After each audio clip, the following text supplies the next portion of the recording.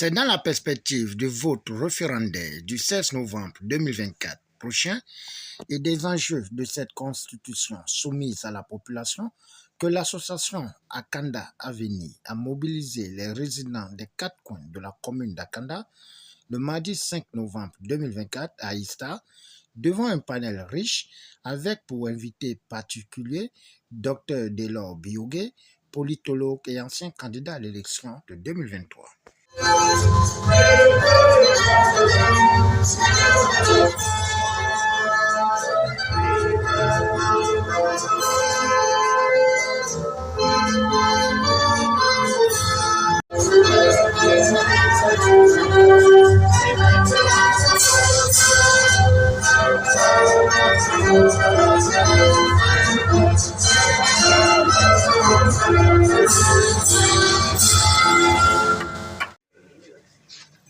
Une étape décisive pour notre pays, capitale pour la mise de notre commune sur le chemin de son essor vers la félicité.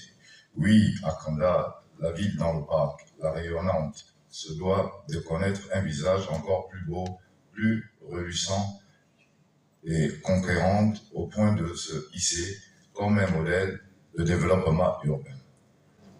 Que pour désormais le Gabon des Gabonais libérés depuis le 30 août 2023 soit le reflet d'une communauté d'Akandaises et d'Akandais dignes d'envie. C'est pourquoi cette conférence débat est l'occasion offerte aux populations akandaises de se saisir des enjeux du référendum et de comprendre en profondeur le projet de la Constitution. Je tiens tout particulièrement à remercier le docteur Jean Delors Biogué Bintougou qui a accepté d'animer cette conférence débat à l'effet de nous édifier sur cette question d'actualité dans notre pays. En phase avec le train de la transition. Notre vision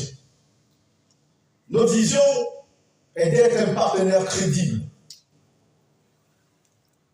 performant, innovant en matière de protection sociale et de solidarité nationale au service des communautés et des couches sociales vulnérables vivant dans la commune d'Akanda. Notre expérience en tant qu'ancien maire, en tant qu'enseignant pour certains, chefs d'entreprise et autres, nous nous sommes dit que nous connaissons tellement notre commune qu'il est important que nous puissions mettre ensemble nos expertises pour pouvoir apporter le meilleur au nôtre. À travers cette vision, Akanda Avenir exprime son engagement aux côtés de l'État à participer à l'amélioration du bien-être des populations akandaises à travers la mise en œuvre des actions concrètes en matière de protection sociale. Après avoir planté le décor du bien fondé de la rencontre par le président de l'association, suivi des enjeux par le SG, le docteur Delors Biogué n'a pas hésité à fixer le cap en décryptant les articles et raisons objectives du choix du oui à l'aide de la reconstruction du Gabon prônée par le CTI. Pour que notre constitution produise les résultats que nous attendons d'elle, elle sera soumise à de nombreux défis. Et je vais les évoquer. Alors, quelles sont les avancées de la nouvelle Constitution par rapport à toutes les autres constitutions que nous avons eues? Si vous lisez l'article 6, paragraphe 2, la nouvelle Constitution parle de l'égal accès des femmes, des hommes, des jeunes et des personnes vivant avec handicap au mandat électif. Donc une assemblée nationale où il n'y a que les hommes n'est pas valable. Vous prenez vos mains et vos pieds, vous saisissez la Cour constitutionnelle pour qu'on annule cette législature qui ne donne pas la place aux personnes vivant avec un handicap. Cette assemblée n'est plus constitutionnelle. Vous prenez, vous saisissez la Cour constitutionnelle pour un recours en annulation et cela doit être effectif. Article 7 qui dit ceci. La société civile est une composante de l'expression démocratique pluraliste et participative.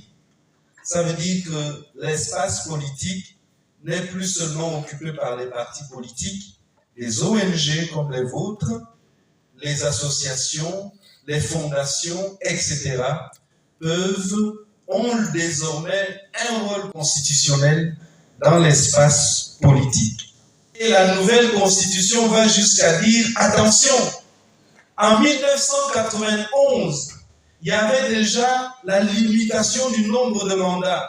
Ensuite, ils sont allés aux accords de Paris. Ils ont amené une nouvelle constitution et on a enlevé la limitation du nombre de mandats. Nous sommes souvenus de cette expérience et nous avons écrit dans la constitution que cet article ne peut faire l'objet d'aucune modification. Donc, on peut modifier tous les articles de la Constitution. Celui-là, on ne peut pas le modifier. 2 mandats, point barre. Si tu as fini, tu pars, un autre Gabonais vient. Nous notons que c'est durant des échanges interactifs avec l'assistance en présence des invités et auxiliaires administratifs que le bureau de l'association et le conférencier ont clôturé cette rencontre inédite en invitant la population de voter pour le oui le 16 novembre 2024. Au finish, c'est dans une ambiance bon enfant que cette rencontre a fait tomber. La Constitution.